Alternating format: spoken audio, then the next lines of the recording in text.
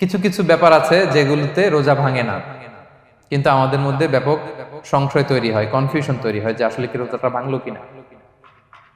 সেগুলো কি আমরা এবার সেগুলো শুনবো। 3 নম্বর সাব পয়েন্টটা তো ক্লিয়ার যে কিছু কিছু কাজ আছে যেগুলো করলে আসলে রোজা ভাঙে না। Things or actions that don't invalidate the fast, এটা আপনার রোজা ভাঙবে না। সেগুলো কি? এক নম্বর হচ্ছে ভুল করে যদি কেউ খায়, যেটা আমাদের আগের পয়েন্টে আমি ক্লিয়ার করে দিয়েছি, অথবা জোর করে যদি কাউকে খাওয়ানো হয় তার রোজা ভাঙবে না, এটা আপনারা ইতিমধ্যে জেনেছেন।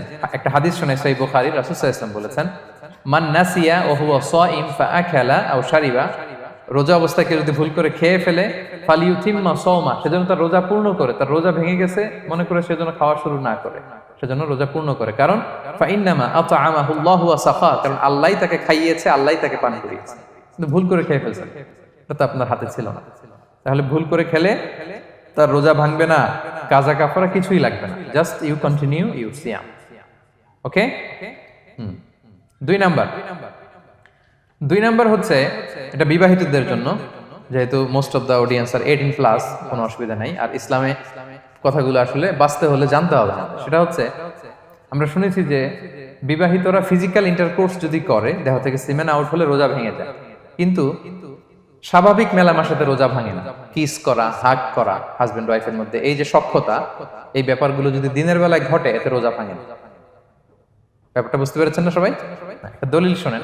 আমাদের আয়েশা রাদিয়াল্লাহু তাআলা আনহা বলেন, কানা নবী সাল্লাল্লাহু আলাইহি ওয়াসাল্লাম ইয়াকাব্বিলু ওয়া হুয়া সাইম, রমাদানের রোজা অবস্থায় তিনি আমাদেরকে কিস করতেন, ওয়া ইউবাশিরু, আমাদেরকে হাগ করতেন, ওয়া হুয়া সাইম, রোজা অবস্থায়। এতে রোজার কোনো সমস্যা হতো না, তবে এটা রিকমেন্ডেড না।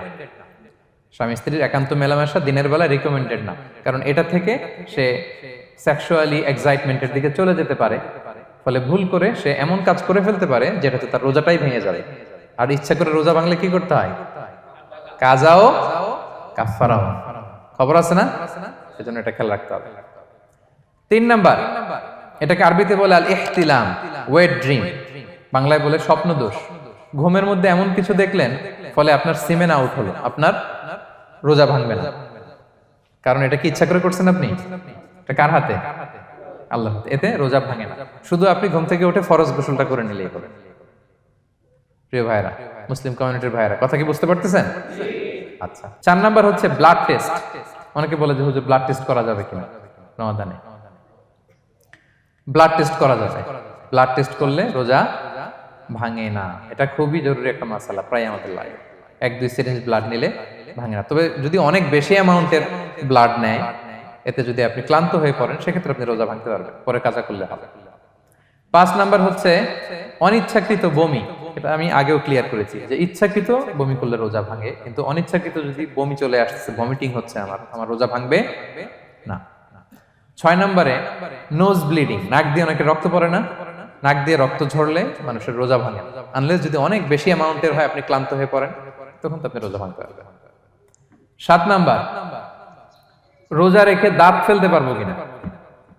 জি, রোজা রেখে আপনি আপনার দাঁতকে রিমুভ করতে পারবেন, খুব বেশি যাতে রক্ত বের না হয় সেটা আপনি খেয়াল রাখবেন।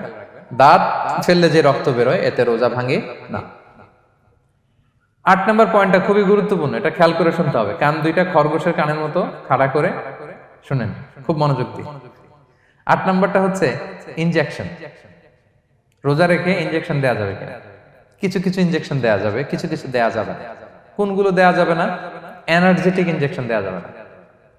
যে ইনজেকশনে ফুড সাপ্লিমেন্টারি আছে, যেটার মধ্যে নিউট্রিশন ভ্যালু আছে, এই ইনজেকশনগুলো দেয়া যাবে না। এমনও ইনজেকশন আছে যেটা দিলে 7 দিন আপনার আর খাওয়া লাগবে না, একেবারে তরতাজা। এরকম ইনজেকশন দেওয়া যাবে? তো আপনি সিস্টেম করে খাইলেন কেমন জানো, তাই না? আপনি অন্য ওয়েতে দেহে এনার্জি ইনপুট করলেন, এটা করলে রোজা ভেঙে যাবে। তাহলে food supplementary injection, nutrition value আছে এরকম injection, energetic injection, energy boost up করে এরকম ইনজেকশন দিলে রোজা ভেঙে যায়, এগুলো দেওয়া যাবে না। কিন্তু পেইন কিলার যে ইনজেকশনগুলো আছে, এটা দিতে পারবেন। পেইন কিলার ইনজেকশন দিতে পারবেন, অ্যান্টিবায়োটিক ইনজেকশন দিতে পারবেন, অ্যানেস্থেটিক ইনজেকশন দিতে পারবেন, এই জাতীয় মেডিকেশন ইনজেকশনগুলো দিতে পারবেন। কোভিডের যে ইনজেকশন, এগুলো আপনি দিতে পারবেন। এগুলোতে রোজা ভাঙে না, কারণ এগুলোতে আপনার স্টোমাকে কিছু পৌঁছেও না, আপনাকে শক্তিবর্ধক কিছু দেহে প্রবেশও করাচ্ছে না, আপনার এনার্জিও বাড়ে না। আপনার এনার্জি বাড়ে না, আপনার নিউট্রিশন ভ্যালু অ্যাড হয় না, আপনার স্টোমাকে কিছু পৌঁছে না, এই জাতীয় সব ইনজেকশন দেওয়া যায়। ইনজেকশনের পয়েন্টটা ক্লিয়ার? 9 নম্বরে কিছু কমন ব্যাপার আছে। এই কমন জিনিসগুলো আমাদের মনের মধ্যে প্রায় প্রশ্ন জাগে যে এগুলো করা যাবে কি যাবে না, এগুলো ক্লিয়ার করি। এর মধ্যে 1 নম্বর হচ্ছে টুথপেস্ট। রোজা রেখে টুথপেস্ট দিয়ে ব্রাশ করা যাবে কিনা, বলেন যাবে কি যাবে না? যাবে, কে কে হাত তোলেন তো দেখি। হ্যাঁ, মাত্র 1 জন, 2 জন, 3 জন, 4 জন, 5 জন, 6 জন, দল ভারী হচ্ছে আস্তে আস্তে। হ্যাঁ, টুথপেস্ট দিয়ে ব্রাশ করা যাবে কি যাবে না? যাবে মাত্র 5 জন। আর যাবে না কয়জন দেখি? যাবে না, অনেকে যাবে না, অনেকে হাত তুলে নাই, ভাবছে কোন জায়গায় হাত তুলে কোন বিপদে পড়ি। চুপচাপ দেখি যে কোনটা জিতে। যাবে না? যাবে না, দল ভারী না? যাবে? এই সুন্দর বলছে, যাবে কিন্তু না করাই ভালো। হ্যাঁ হ্যাঁ, যাবে। টুথপেস্ট দিয়ে ব্রাশ করলে রোজা ভাঙে না, তবে যদি খুব স্ট্রং টুথপেস্ট হয় এগুলো ব্যবহার না করা ভালো। দিনের বেলায় মেসওয়াক করা ভালো। হ্যাঁ, মেসওয়াক করলে ওইটা সবচেয়ে সেফ। তবে যদি আপনি টুথপেস্ট দিয়ে ব্রাশ করেন আপনার রোজা ভাঙবে না ইনশাআল্লাহ। কেউ কেউ মাকরু বলেছেন, কিন্তু আপনার রোজা ভাঙবে না। মাউথ ওয়াশ সেম, যাবে কিন্তু রেকমেন্ডেড না। হ্যাঁ, গার্গল করতে গেলে আবার ভিতরে চলে যাবে। সিম্পলি কুলি করা যাবে কিন্তু আপনার রোজা ভাঙবে না। কিন্তু দিনের বেলায় আমরা টুথপেস্ট, মাউথ ওয়াশ এগুলো ইউজ না করে কোনটা সাজেস্ট করি? কোনটা? মেসওয়াক করেন তো আপনারা? রাসূল সাল্লাল্লাহু আলাইহি ওয়াসাল্লাম বলেছেন, আমার উম্মতের জন্য যদি কষ্ট না হয়ে যেত আমি প্রত্যেক নামাজের আগে মেসওয়াক করা ফরজ করে দিয়ে যেতাম। কষ্ট হয়ে যাবে, পকেট নিয়ে নিয়ে মেসওয়াক ঘুরতে হবে।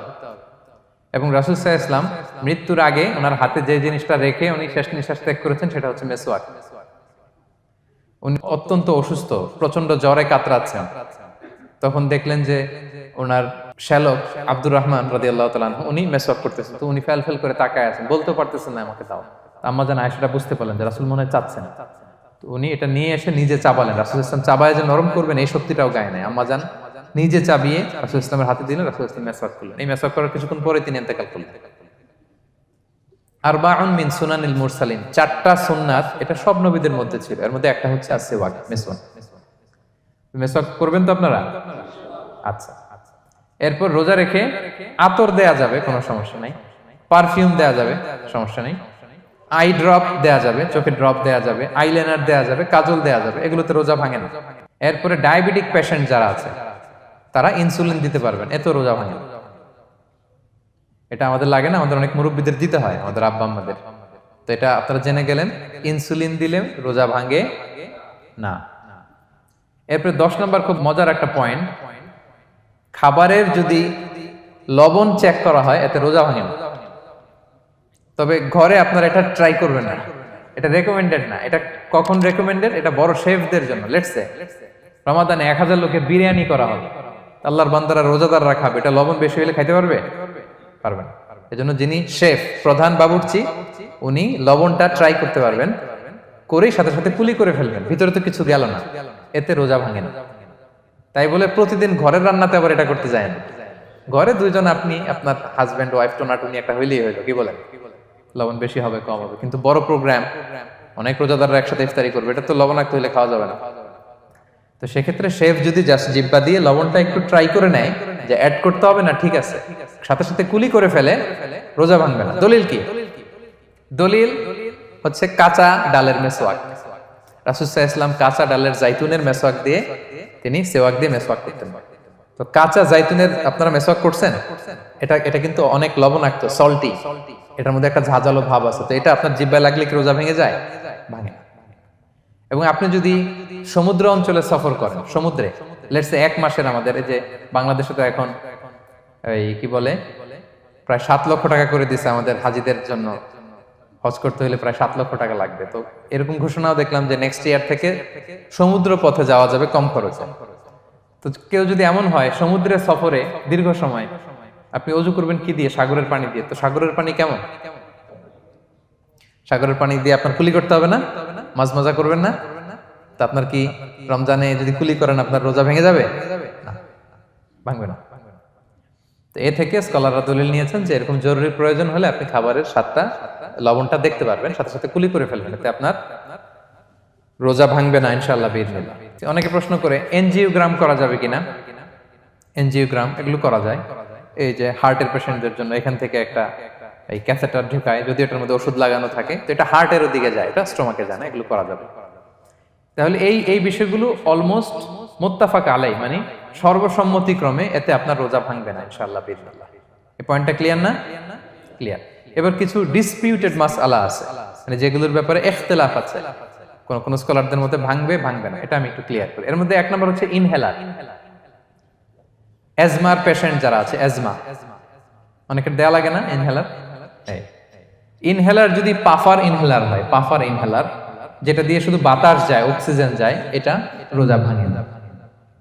এটা কি করে না? রোজা ভাঙে না। পাফার ইনহেলার যেটাতে অক্সিজেন পাস করে, রোজা ভাঙবে না। কিন্তু যদি ভ্যাপোরাইজেশন হয়, অথবা একটা আছে DPI, dry powder inhaler, punch করলে একটা পাউডার সহ ভিতরে যায়, অ্যাজমাটা কমায় দেয়, ওই পাউডার দিয়ে করলে কিন্তু রোজা ভেঙে যাবে। ভ্যাপোরাইজেশন হলে বা ডিপিআই ইনহেলার হলে আপনার রোজা ভেঙে যাবে। ইনহেলার ক্লিয়ার তো সবার কাছে? আচ্ছা, এরপরে যাই সামনে। সাপোসিটরি বুঝেন তো না? ডুশ বলে, প্রচন্ড জ্বর কমে না, তখন ডাক্তার বলে যে পাই পথে অ্যানাল পিল বলে এগুলাকে, পাই পথে এটাকে ইনপুট দিতে হয়। এই সাপোসিটরি এটা একটা ডিসপিউটেড মাসালা। হানাফি স্কুল অফ থটে রোজা ভেঙে যায়। আমরা যেহেতু বেশিরভাগ হানাফি স্কুল ফলো করি, হানাফি মাযহাব, তো আমরা এটাই সাজেস্ট করি সাপোসিটরি না দেওয়া। তবে অন্যান্য স্কলারদের মতে রোজা ভাঙবে না, বিশেষ করে ইবনে তাইমিয়া আলাইহি রাহমার মতে রোজা ভাঙবে না।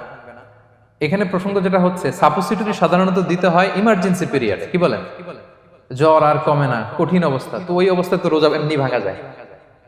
প্রচন্ড অসুস্থ হলে ভাঙা যায় না রোজা? ভাঙা যায়। তো আপনি রোজা ভাঙবেন, পরে কাজা করে ফেলবেন, সাপোসিটরি দিবেন, অসুবিধা নেই।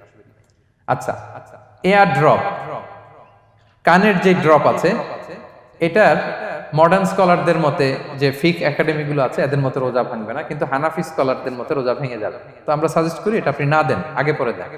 3 নাম্বার, হার্টের পেশেন্টদের একটা ওষুধ দিতে হয়, এটাকে নাইট্রোগ্লিসারিন ট্যাবলেট বলে, জিহ্বার নিচে দেয়, দেওয়ার সাথে সাথে বডি এটা অ্যাবজর্ব করে ফেলে, ওষুধটা আর থাকে না জিহ্বার নিচে। জিহ্বার নিচে এটাকে প্লেস করলে সাথে সাথে এটা বডি অ্যাবজর্ব করে, এখানে আবার পাম্প শুরু হয়ে যায়। তো হার্ট অ্যাটাক করলে এটা দেয়। আধুনিক যে ফিক একাডেমি গুলো আছে তাদের মতে রোজা ভাঙবে না, কিন্তু হানাফি স্কুল অফ থটে তাদের মতে যেহেতু সম্ভাবনা আছে কিছু চলে যেতে পারে, যদিও যায় না, হানাফি মাযহাব হচ্ছে খুব ইহতিয়াত অবলম্বন করে, অত্যন্ত বেশি সাবধানতা অবলম্বন করে। কিন্তু মডার্ন ফিক একাডেমি গুলো তাদের মতে হার্ট পেশেন্টদের জন্য এই নাইট্রোগ্লিসারিন ট্যাবলেট যদি জিহ্বার নিচে রাখেন তাতে রোজা ভাঙবে না। হিজামা, কাপিং, হিজামা চিনেন তো? হ্যাঁ, হিজামা করছেন কেউ এখানে? আপনি করছেন, আর কেউ? অনেকে করছে দেখি মাশাআল্লাহ। এটা এখন অনেক পপুলার হচ্ছে, রাসূল সাল্লাল্লাহু আলাইহি ওয়াসাল্লাম কিন্তু করতেন। এখন দেখবেন যে অনেক বড় বড় সেলিব্রিটিরা, অ্যাথলেটরাও করে। এরকম কাপিং এর টিউব আছে, পিঠে একটু কেটে ওটাকে লাগায় দেয়, আস্তে করে এই রক্তগুলো বের করে ফেলে, ব্যথা ট্যাথা, পেইন টেন এগুলো কমে যায়। এখন কিন্তু এটার অনেক প্রচলন বেড়েছে। হানাফি স্কুল অফ থটে হিজামাতে রোজা ভাঙে না, অন্যান্য স্কুল অফ থটে ভাঙে। তো হিজামা তো ইমার্জেন্সি কিছু না, আমার দিনের বেলায় কেন রমজান মাসে হিজামা করা লাগবে, আমি ইফতারের পরে হিজামা করলাম। আচ্ছা, ব্লাড ডোনেশন করলে রোজা ভাঙবে কিনা, এক ব্যাগ যে রক্ত নেয় ভাঙবে কিনা? হাম্বালি মাযহাব অনুযায়ী ভেঙে যায়, হানাফি মাযহাব অনুযায়ী ভাঙে না। আমরা হানাফি স্কুল ফলো করি, সো আপনি ব্লাড ডোনেট করতে পারবেন, ভাঙবে না। তবে অনেক ব্লাড ডোনেট করার কারণে যদি আপনি অসুস্থ হয়ে যান, দুর্বল, ওই অসুস্থতার কারণে আপনি ভাঙতে পারবেন। তবে এটা রেকমেন্ডেড, যদি ব্লাডের কারণে মুমূর্ষু রোগীর জীবন যায় অবস্থা, তখন অবশ্যই আপনি ব্লাড ডোনেশন করবেন, যাতে করে একজন মুমূর্ষু রোগী জীবন ফিরে পায়। তো এই পয়েন্টটা তো ক্লিয়ার না সবার? তো এই ছিল সম্মানিত সুধী কিছু মৌলিক বিষয় যেগুলো করলে আমাদের রোজা